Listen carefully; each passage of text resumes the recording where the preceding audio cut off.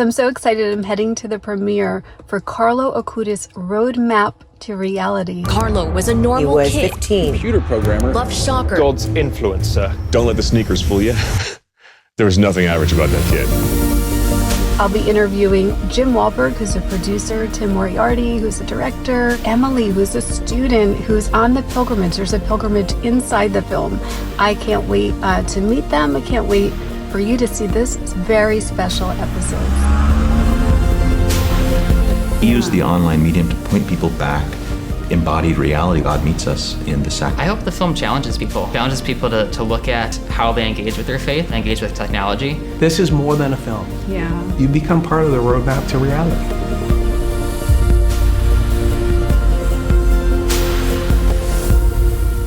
Well, Christian, thank you so much for joining us.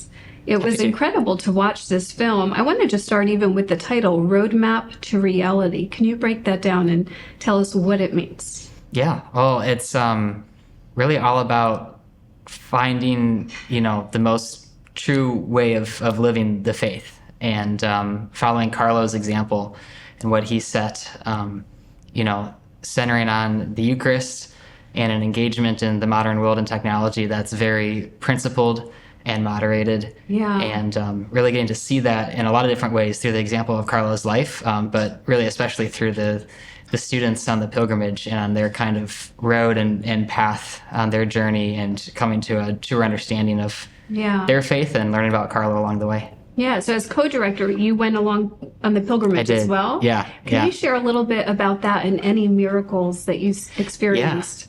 Yeah. It was a really amazing experience, getting to follow along, 150 high schoolers in total and not going and knowing any of them, many of them having never been overseas, learning that they wouldn't be able to bring their phones. And for a lot of them, being in a spot in their life where they're really kind of getting to know their faith. And there were miracles every day and just experiencing the transformations, seeing the transformations and the realizations they had about their faith and, and learning, the example of Carlo, and how he showed a way of living the faith and centering on the Eucharist in a really special way. And how has this affected you as a person? Like, what did you experience on the pilgrimage yourself? For me, it was really the opportunity to bring my lens, my perspective to the experience the students were having and how they were changed along the way. There was one student even who talked on the pilgrimage about how she was going to go back to her phone afterwards. It's just inevitable, it's just society. It's just like all of us. Yeah, it's impossible not to. Had the opportunity to go back to North Dakota a few months after and do some follow-up interviews with some of the students, and I learned at that filming session that she had deleted all of her social media and had not re-downloaded onto her phone and had made such a remarkable decision, one that I think she would probably describe as miraculous, but just like seeing Carlo's example of using technology in moderation and using it only in ways that bring herself and other people into the real world rather than getting sucked into social media technology and everything that is. And getting to experience that was, I think, a miracle in its own way. So I always questioned, is God real?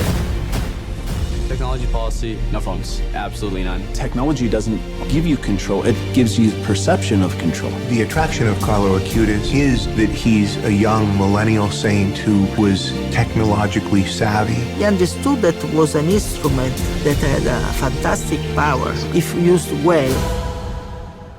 And hello, Tim. Thank you again for being. We just had you on Jesus Thirst. That's right. That's right. Yeah, no, I'm really, really glad to be able to talk to you about this film, and thanks for coming all the way out here to Washington, D.C. Yeah, of course. And, this is also touches on the Eucharist through Saint Carlo Acutis, soon to be Saint Carlo Acutis. Right. What inspired you to do this film, and tell us the importance of him as a modern day saint? It really is providential that the film that we last worked on was about the Eucharist, diving deep into the theology of the Eucharist, learning about stories of different communities, religious communities, been transformed by the Eucharist. This is a film about a young man who was absolutely immersed in our contemporary culture, but who was utterly transformed by devotion to the Eucharist. So there's real continuity between these two films. What I find really interesting in the life of Carlo was that he's so ordinary. He was so ordinary. He was his mom will tell us that he played video games. He limited the time on them though. This is the kicker. Yeah, this is the point. This is where in the film, he's seen as somebody who is the first digital saint who's online. But then you look a little closer, and how was he online? How did he use these mediums? How to use his time. Exactly. And that's part of the story we wanted to tell in this film. Well, and it's also uniquely done. I mean, this film is sharing the life of Carlo Acutis. Yeah. But then there's a pilgrimage, present day, with teens. Can you share about the making of that and how it is so uniquely done? When we first started, we wanted to tell the story of Carlo Acutis' life. We wanted to, a biography, but we wanted to do more than that. There's a quote from G.K. Chesterton who talks about a saint is an anecdote to the ills of the age. So we wanted to say, okay, not just let's look at Carlo's life, but what does Carlo mean for our contemporary situation? He's being held up as the first millennial saint. Yeah. So what are millennials? What are Generation Z? What are young people dealing with today? And why is Carlo a response to that? So the second element then was this look at technology, was this look at screen addiction, was this whole component where we wanted to dive deep into what that is. So we had those two components. And then we realized that we were kind of telling people stuff. We wanted to give the film a much more incarnational, visceral experience. Because you could write an essay about this, but how do we give people an experience? So it was absolutely providential where we reached out to Monsignor Shea to do an interview from University of Mary, and Jerome Richter, who was on his executive staff. I said, we're trying to do this film and we'd love to interview Monsignor Shea. And he said, well, this might be the Holy Spirit, but I'll tell you what, in about 3 or 4 days, we're going to take 150 high school kids from the Catholic high schools in North Dakota. We're going to take a pilgrimage to Rome, and the culmination of this is we're going to visit Carlo's grave. And the kicker is we asked them to leave their phones at home. So it was a kind of a light bulb moment. Immediately reached out to Christian Surtz, the co-director, and Christian deserves tremendous credit. Dropped everything, jumped on a plane, went to North Dakota, and accompanied these kids for 2 weeks. So this wasn't planned. This is divine providence, and it converged. 100% divine. We knew that there was something missing. We knew that there was something missing in the story we wanted to tell, and then we were in that place of kind of a sort of creative discomfort almost, where we didn't know how to. We didn't want to manufacture something.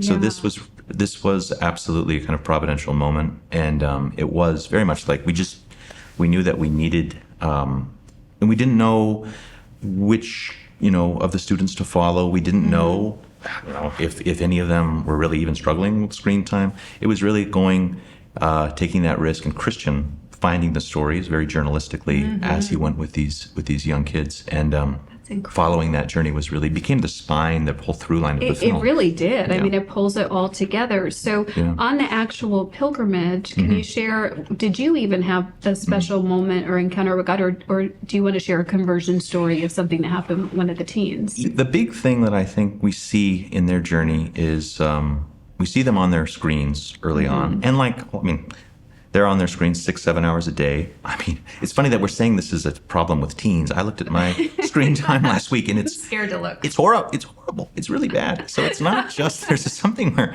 young people are struggling with this. We're all struggling. We're struggling with it, and it's completely.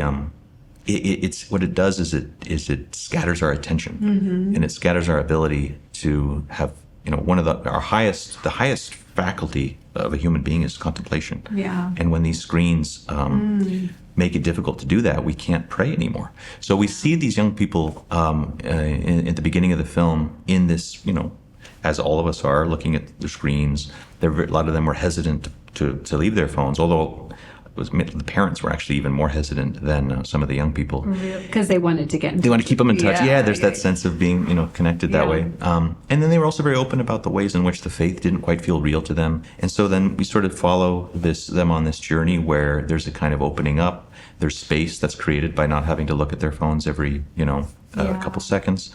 And there's a real sort of transformation that takes place over these 2 weeks. And so, I mean, for me, and working on this film and talking to Carlo's mom, this theme of Carlo as, yes, the first digital saint, but also somebody who had a tremendous capacity for moderation in his use of technology.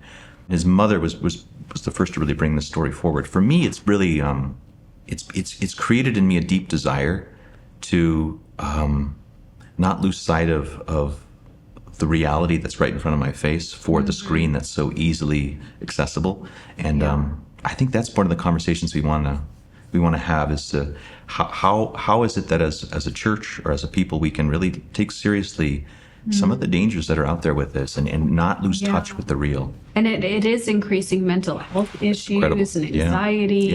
And what's the very thing it was created to connect people, it's almost caused a distance and isolation. But you touched on something really special too, Tim, when you talked about like our call to prayer and contemplation and this relationship with God, and really the phone is bombarding us with actually messages saying like, no, you need more of me. Trying to, the ads and the advertisements, the things trying to pull us away from God into this digital world. But realizing that it's kind of taking us away. So finding what Carlo Acutis did in having boundaries. Yeah, it's huge. Monsignor Shea in the film says that the screen is a counterfeit to the transcendent world because in this little screen, there's this seemingly infinite amount of content and little stories and scrolling. There's all of this, but it takes us away from the real capacity to contemplate the real transcendent world, which oftentimes can only come through silence, through waiting, through the discomfort of going through boredom to then find that actually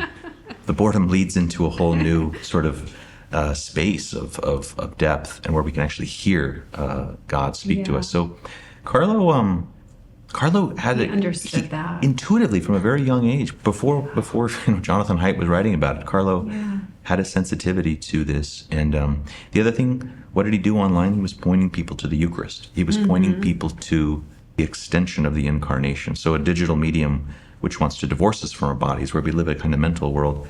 He used the online medium to point people back to embodied reality where God meets us in the sacraments. So that's something also really, I think, powerful about Carlo. He's not just the digital saint, somebody just online doing, sort of content. No, he's actually doing it intentionally. And good stuff and leading people to God. So this film, it's a product that is digital or will be at some point, That's right. And then it's a way that we can use technology to bring people to Christ. So everything I think that we have can be used for good. Totally agree with you. Yeah. He was very, very aware. I believe in the film his mother even was converted by his faith. She was. And seeing his intimacy with God. She was. She tells us very openly that, she was culturally Catholic. She said maybe she'd been to church 3 times in her life. Wow. And very much he is a child of the post-Christian Europe, post-Christian world where his family did not teach him the faith, and yet he had this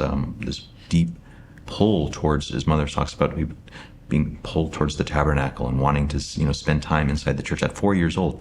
Had a good influence from an early nanny from Poland who kind of introduced him to the faith, but he had this deep sensitivity. And she says that he converted her. She says that he was my little savior, and that's really something. He when the child evangelizes the parent. It's a really interesting, it's very interesting. Yeah. He was a saint from the beginning, or at least on that road. That's right. On the roadmap to reality. Yeah. What is the impact that you are hoping that this film will make?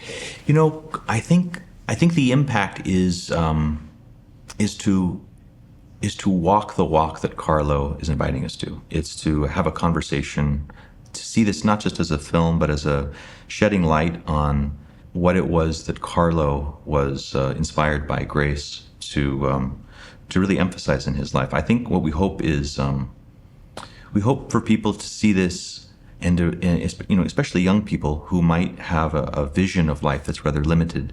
Not to any fault of their own, but perhaps there's something in this film that will expose them to a world or horizon that's broader, that gives them that longing that Carlo had for the transcendent and moves them to say, well, maybe there's more, maybe there are more possibilities for my life than I ever thought.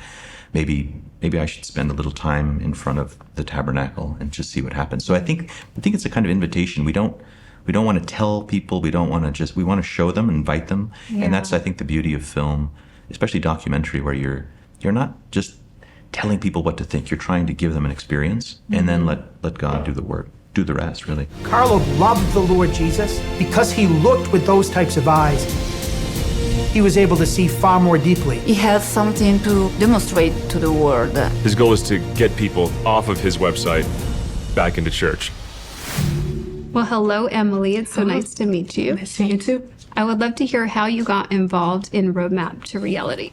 So I was on the Rome pilgrimage last summer, and they sent out an email a few weeks before saying that since we were going to visit Carlo Acutis in Assisi, that they were sending along a film crew, and then before I knew it, I was getting interviewed by Christian. Yeah. That's so exciting. Well, I heard that during the pilgrimage, you couldn't use your cell phone. What was your initial reaction when you found that out, and what was it like to actually go through that process? I wouldn't say I was like angry when I found out, but it was like some sort of like, you've got to be kidding me. 2 weeks without a phone, like I didn't know what I was going to do. Yeah. I was like, how am I able to contact my mom? You know, and I was scared to like miss out on things, especially on like social media and stuff like that. Yeah. But then kind of even as we got to the airport, just like talking to my classmates that were also coming along was just like eye-opening. So you felt like more present to people? Instead of just like staring at a screen, which was really nice. And then kind of throughout that 2 weeks, just like being able to meet new people and be able to talk face to face. Like we played card games at like meals and stuff with whoever was sitting there, and like sometimes we'd even make up our like own new ones. Oh, that's fun. It was really fun, and I definitely cut back on my screen time when I got back too. Yeah, you start to notice, right? Yeah. Like what you're missing out on. I think sometimes with social media, we feel like it is supposed to connect us, but a lot of times it can be isolating, and there's just so many things, could take away from the real life in-person moments like we're getting to experience now, which I just live for. And I'm so delighted. You did an incredible job. And, we're so open to this experience. While you were on the pilgrimage, was there any, special encounters that you had with the Lord, or just that renewed your faith that you would like to share? We went to adoration many different places, and I can't remember exactly where it was, but I just remember being very mad at him. Like mad at God? Yeah. Oh, okay. And I just remember being like, out of all the people who could have had a tumor, why my mother? Yeah. Like she's been through so much that this is just like really hard. And so I was just being like really, really mad at him. And then I just remember like almost feeling like a hug, just being almost relieved, saying like it was almost like God said, I understand you're mad at me, and that's okay, I understand, but things happen for a reason, and it will get better. And I just remember feeling like calm after that. That's incredible. Yeah. I found out that my mom had this tumor. Just feeling his presence. My heart was pounding a lot. I was praying to him for my mom. Carlo is in a certain way that saint for our time. How many adolescents report experiencing loneliness and sadness? That rate is at 42%. Jim Wahlberg, this is our third interview on Shalom World. Third. So you're doing amazing Shalom work World. for the kingdom. And, Amen. Last time I saw you, we were doing Jesus Thirds about the Eucharist. And one thing I love about this film, was a lot of things I love, but Carlo Acutis had such an affection for the Eucharist, and he called it the highway to heaven. Amen. And these are like big words to use. Yes. Can you share about more, how is the Eucharist the highway to heaven? Well, if you remember in the previous film, 70% of the people in the pews believe it's a symbol. Yeah. They don't believe in the true presence, right? Now, I took the map a step further. If that's 70% of the people in the pews, there's already 70% of the people missing completely, right? Yeah. So now we're talking about a small fraction That even know. of Catholics that know and believe in their heart that that is truly Jesus Christ, right? And so That's sad. Yeah, and so to get this opportunity to make a film about, I keep calling him a kid, right? kid, saint, right? A saint, right? Who just absolutely fell in love with the Eucharist, right? And spent his time trying to prove to the world. It's very interesting to me because with that other film, and I'm going to the PR people are looking at me and they're like, stay on topic. But with that other film, I remember I wanted to prove to everybody. Yeah. I got to prove it to them. And I wanted to spend more time looking at Eucharistic miracles. Yeah. And I called Dr. Scott Hahn, who's a dear friend. Yeah. And he said, tell me about your film, when I was asking him to be in the film. I said, well, I want to show them Eucharistic miracles. I want to prove to the non-believers. And he goes, He said, instead of spending so much time on Eucharistic miracles, maybe we can spend more time on the miracle of the Eucharist. And I almost fell over, right? I said, that's what I need you to say. And so we have this, what all the math that I just did, a lot of those missing people are our young people, the future of our faith, right?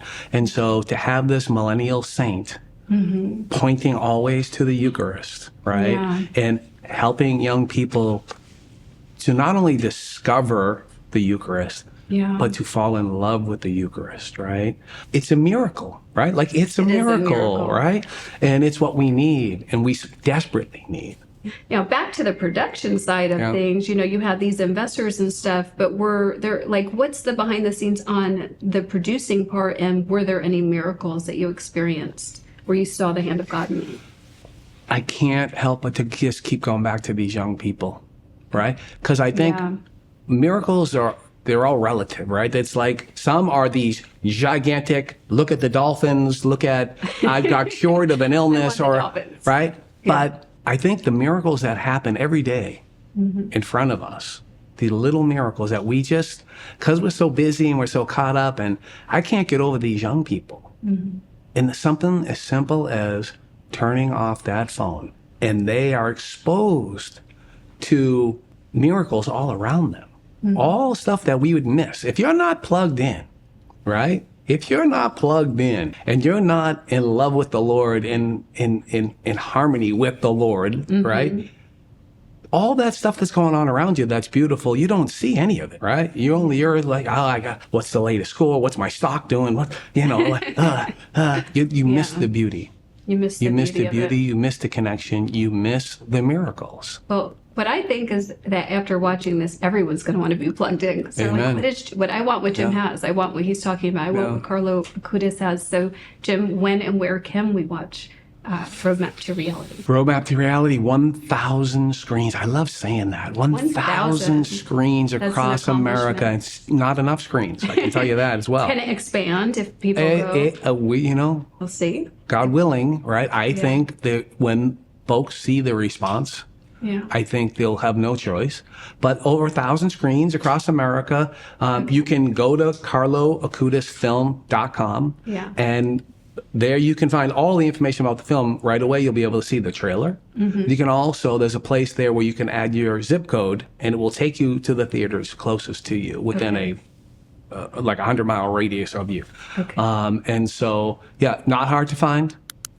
And I mean, somewhere in the area of 50,000 people have already found their way to tickets between individual purchase and group sales, right? Wow, huge. Incredible.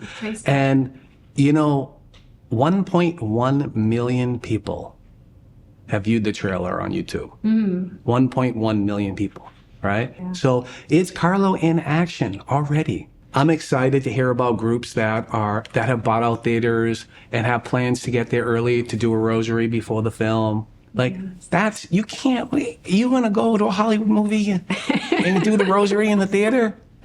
Right? People are missing out. They're missing out,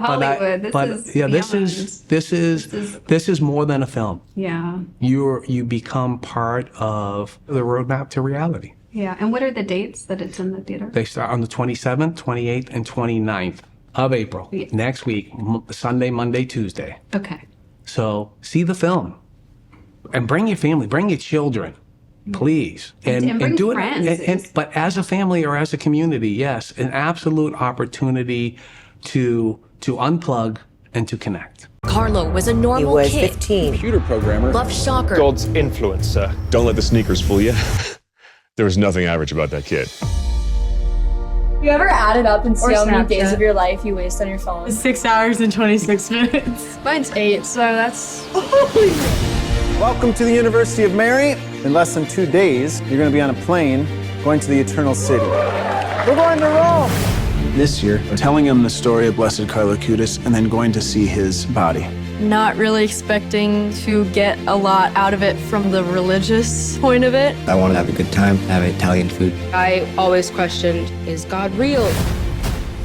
Technology policy, no phones. Absolutely none. Technology doesn't give you control, it gives you perception of control. The attraction of Carlo Acutis is that he's a young millennial saint who was technologically savvy. He understood that it was an instrument that had a fantastic power if used well. Carlo loved the Lord Jesus because he looked with those types of eyes.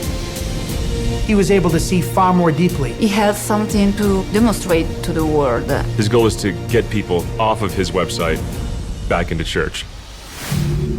Before the pilgrimage, I found out that my mom had this tumor. Just feeling his presence, my heart was pounding a lot. I was praying to him for my mom. Carlo is in a certain way that saint for our time. How many adolescents report experiencing loneliness and sadness? That rate is at 42%. Your heart breaks for what young people especially have to go through. We think reality is dull because we've dulled our senses. The developers of this software have hacked the human mind. They will digitize your soul if they thought they could make money on it. Carlo was able to understand that he was going to die, and he was going to die very young. He's an antidote to the ails of our age. You could feel his presence. Something's gonna happen. I started crying when I saw him. I'm part of something amazing. He was literally my age, and he impacted that many people. It's been a blessing. It's been so awesome. When you disconnect, everything feels more genuine.